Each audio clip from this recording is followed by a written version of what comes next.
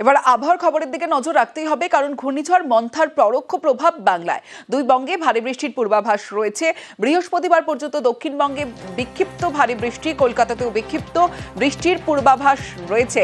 উত্তরবঙ্গে এই বিক্ষিপ্ত বৃষ্টির পূর্বাভাস রয়েছে। দক্ষিণবঙ্গে এবং উত্তরবঙ্গে কেমন থাকবে ওয়েদার, কি বলছে হাওয়া অফিস, সরাসরি চলে যাব। আমার সঙ্গে প্রতিনিধি সুদীপ্ত রয়েছে।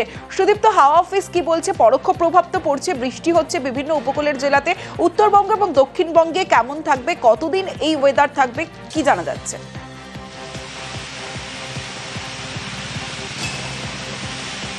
দেখো তমশ্রী, এই মন্থার পন্থা নিয়েই নানা খবর হচ্ছিল। এবার যেটা দেখা যাচ্ছে যে গতকাল মঙ্গলবার ঠিক রাত 11:30 থেকে 12টার মধ্যে ল্যান্ডফল হয়েছে অন্ধ্রপ্রদেশের উপকূলে এই মন্থার, এবং তারপরে এই মন্থার অর্থাৎ ঘূর্ণিঝড় মন্থার যে পরোক্ষ প্রভাব দক্ষিণবঙ্গে এবং উত্তরবঙ্গে পড়ছে তা কিন্তু দেখাই যাচ্ছে।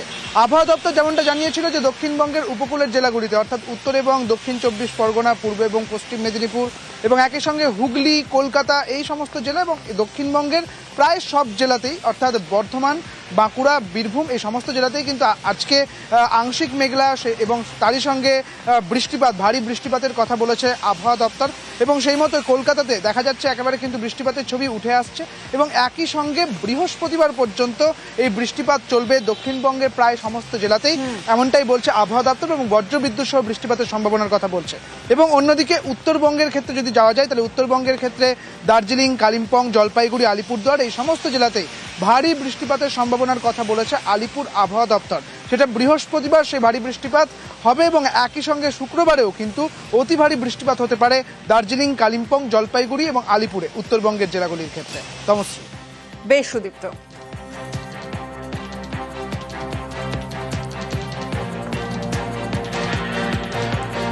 একটু বাঁকুড়ার দিকে নজর রাখি, কারণ মন্থার ঝাপটায় জেলায় জেলায় বৃষ্টিতে ভিজছে বাঁকুড়ার একাধিক এলাকা।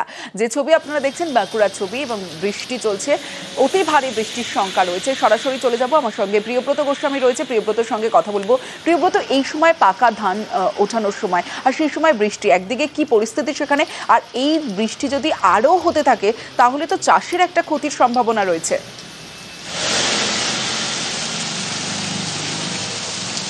একেবারে এর মধ্যেই কিন্তু বৃষ্টি যে হয়েছে মন্থার প্রভাবে, তাতেই কিন্তু সমস্যায় পড়েছেন আমন ধানের চাষিরা। তুমি জানোই যে বাঁকুড়া জেলা জুড়ে যে বৃষ্টিপাত হয়েছিল গত আমন মৌসুমে, যে সময় বৃষ্টিপাত হওয়ার কথা সেই সময় কিন্তু ভালো বৃষ্টিপাত হয়, এবারে ব্যাপক ফলন হয়েছিল আমন ধানের চাষে।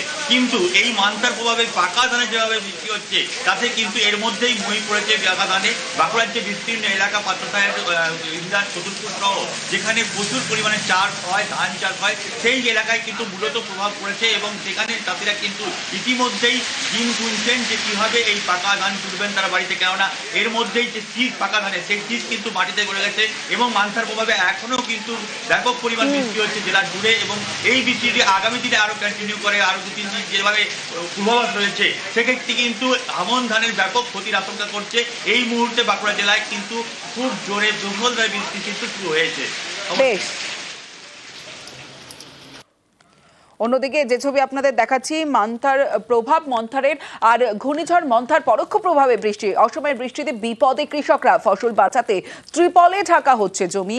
কালনার রামেশ্বরপুরে পেঁয়াজের বীজতলা বাঁচানোর চেষ্টা চলছে। সরাসরি চলে যাব, আমার সঙ্গে নবকুমার রয়েছে, নবকুমারের সঙ্গে কথা বলবো। নবকুমার, সত্যি যদি আরো বেশি বৃষ্টি হয় তাহলে তো ক্ষতিটা আরো বেশি পরিমাণে হবে, কৃষকরা কি বলছেন?